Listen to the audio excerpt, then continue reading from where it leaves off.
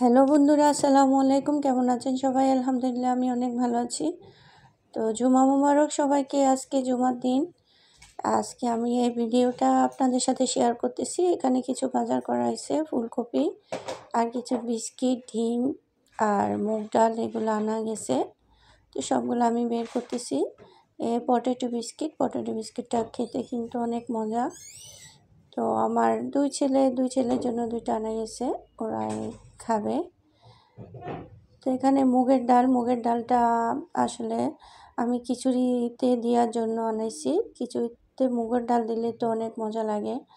আমার কাছে মুগ ডাল আর মসুর ডাল দিয়ে খিচুড়ি রান্না করলে ভালো লাগে। তো যাই হোক, শীতকালে সবজি খিচুড়ি কিন্তু অনেক ভালোই লাগে সবারই কম বেশি। তো আজকে আমি সবজি খিচুড়ি রান্না করব আর ডিম রান্না করব। তো এখানে আমি বাজারগুলো রাখলাম আর কিছু আমার গ্লাস ধোয়ার জন্য রাখছি, এগুলো আমি ধুয়ে নেব এখন। এই তো আমার গ্লাসগুলো ধোয়ার পর আমি সবগুলা সেটিং করে রাখতেছি। তো সকালবেলার কাজ আসলে একটার পর একটাই করে শেষ করা যায় না, আর তার মধ্যে দিনটা অনেক ছোট দিনে কাজ করতে কিন্তু অনেক মহিলাদের কষ্ট হয়ে যায়। তো এখানে আমার কাপড় চোপড় শুকানো হয়ে গেছে। চিন্তা করলাম কাপড় চোপড়গুলো নিয়ে নিই রান্না করার আগে। সবগুলাই তো শুকাই গেছে, আর রেখে লাভ কি। তো আমি কাপড় চোপড়গুলো নিয়ে নিচ্ছি ভাঁজ করার জন্য। তো একটার পর একটা কাজ মোটামুটি শেষ করতেই হয়। তো এখানে আমি মুগ ডালগুলো একটু ভেজে নিচ্ছি। মুগ ডালগুলো আমি কাঁচা দিই না, একটু ভেজেই দিই। যেটা এই মুগ ডাল দিয়ে যে কোনো আমি রান্না করি না কেন, তরকারি বলেন ভাত বলেন, সবসময় আমি ভেজে দিই। তো ভেজে দিলে না ফ্লেভারটা একটু ভালো লাগে। তো এখানে আমি আপনাদের সাথে এত কিছু শেয়ার করি নাই, আমি রান্নায় বসাই দিছি, খিচুড়ি রান্না। এখানে সব উপকরণ দিয়ে দিছি কষানোর জন্য। আর এদিকে আমি ডিমগুলো একটু চুলে নিচ্ছি। যেহেতু আমার এখানে কষানো হচ্ছে, আমি বসে থাকবো কেন, আমার তো কাজ আরও বাকি আছে। তো এই কাজগুলো আমি করে নিচ্ছি। ডিমগুলো মোটামুটি আমার অনেক সিদ্ধ হয়ে গেছে ভালোই। তো চুলতে অনেক কষ্ট হয় না, একদমই তাড়াতাড়ি চুলে নিতে পারছি ডিমগুলা। তো মাঝে মধ্যে ডিমগুলা না খোসা ছাড়তে অনেক কষ্ট হয়, আর মাঝে মধ্যে অনেক ভালোই লাগে। তো এখানে আমি ফুলকপিগুলা দিয়ে দিচ্ছি এই খিচুড়ির জন্য। আলু তো সিদ্ধ মোটামুটি আধা সিদ্ধ হয়ে গেছে, এখন ফুলকপিগুলাই আমি অ্যাড করছি। তো যাই হোক, এই তো সবগুলো কষানো হচ্ছে আস্তে আস্তে। এখন আমি আরেকটা মশলা দিব।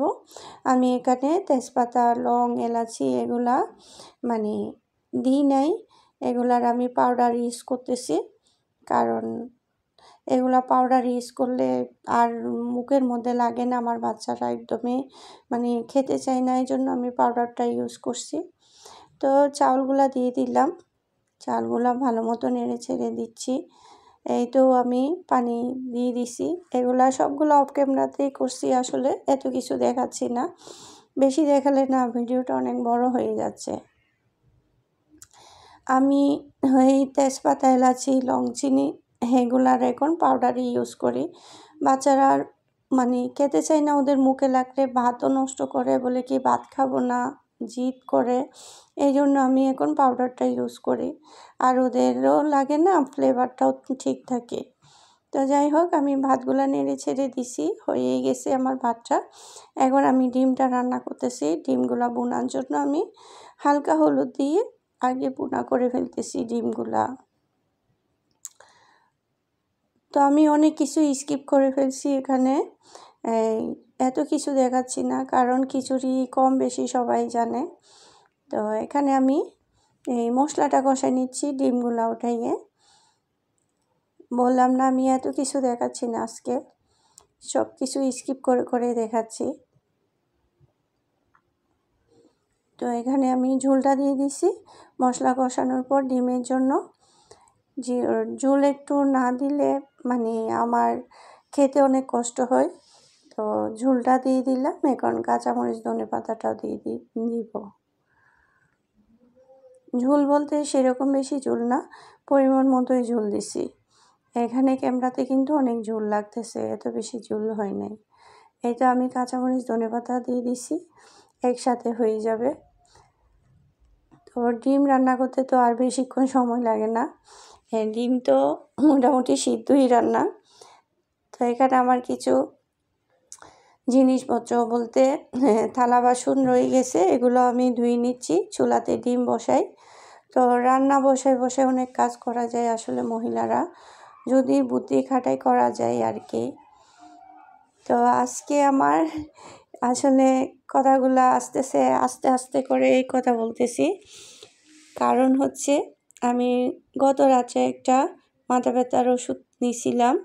এই ওষুধটা খাওয়ার পর কেমন জানি আমার কাছে ঘুম ঘুম ভাব এখনও রয়ে গেছে, আমার ঘুমটা পুরাই নেই, আর লেট করে ঘুমাইছি, এই কারণে সকালে তো উঠে গেলাম। যাই হোক, এখন আমি খেতে বসে গেছি, তো আচার দিয়ে খিচুড়ি খেলাম। ওকে, আল্লাহ হাফেজ।